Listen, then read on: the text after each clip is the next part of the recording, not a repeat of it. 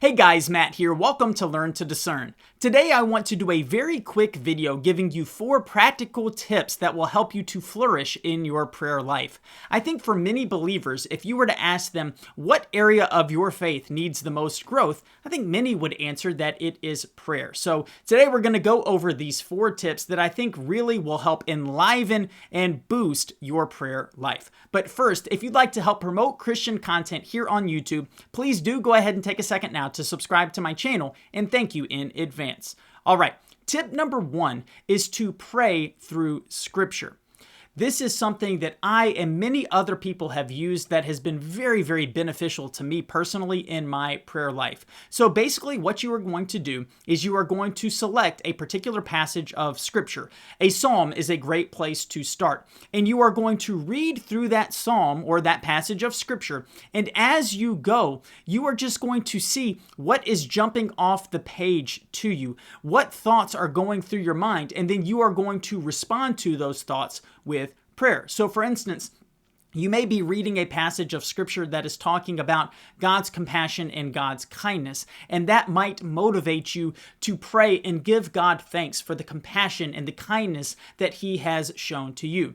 You may be reading about God bringing judgment upon people, and you might think about people that you know who are unbelievers, and it might motivate you to pray for those particular people. I mean, guys, sometimes it can be really random. Sometimes I'm reading the passage and I think about something that doesn't even really have anything to do with the passage of Scripture in its context. I might be reading and I might be thinking about a family member who's going through a difficult situation, and I just stop and pray for that person. There's no right or wrong way to do it. Where the benefit comes in is because you are allowing the text of Scripture to guide and prompt you, it will often jolt certain things in your mind that you might not regularly think about. Oftentimes we just feel like we're rehearsing our prayers. We're saying the same thing over and over again.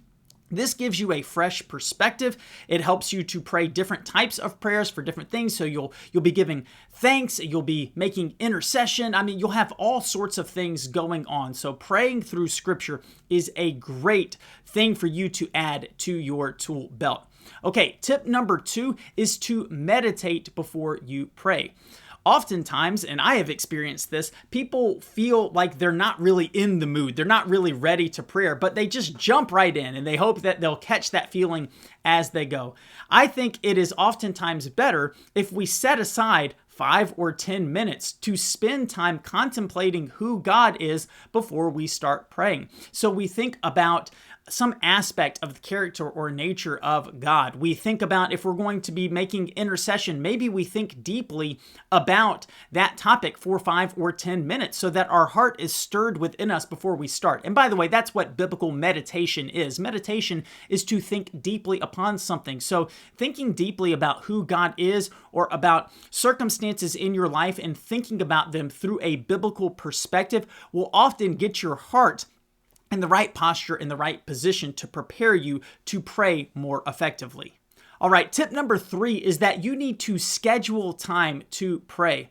Too often, people are just hoping that they are going to find time to pray, or they hope that their prayer life will start to flourish without them having to do anything specific. But guys, if we want to grow in godliness, we need to be disciplined. We need to exercise self-control. And so that means that we need to set aside particular amounts of time so that we can make sure that we are engaging in prayer. Now, within that time, you also may need to set aside some time to meditate beforehand or to take time reading through Scripture if you're going to utilize that particular tip at that time. But we need to make sure that we have enough time in our schedule to sit down and pray. We can't hope that it is going to accidentally happen or that we'll get around to it at some point. We need to be disciplined. We need to schedule it in, and we need to make sure that we get to it. That is how we will often grow and become more consistent in prayer.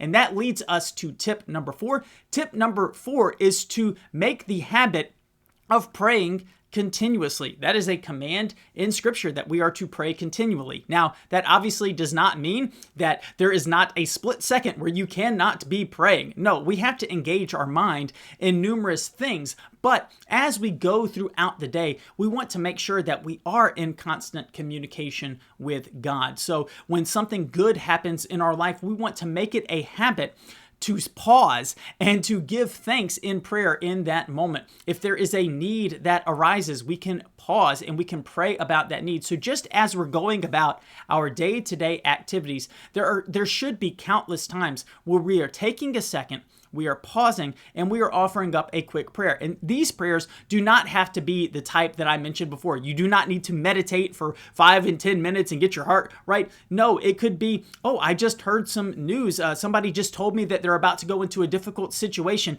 Here, for 5 or 10 seconds, I'm just going to offer up a very quick prayer to God. But doing that get you into the habit of making prayer your first response. And don't beat yourself up if you find yourself at some point, oh, it's been a couple hours and I haven't said any sort of prayer to God.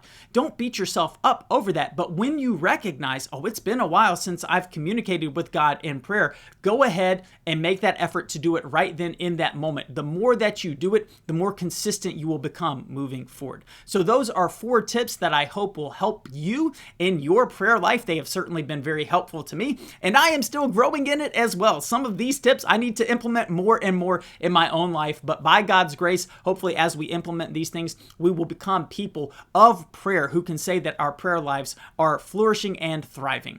I hope this content today has been helpful to you. If it has been helpful and you want to get it out to more people, please take a second now to subscribe to my channel. Also, please remember that you can partner together with me financially in ministry, as I have profiles on both Ko-fi and Patreon. You'll find links to them both down below in the description.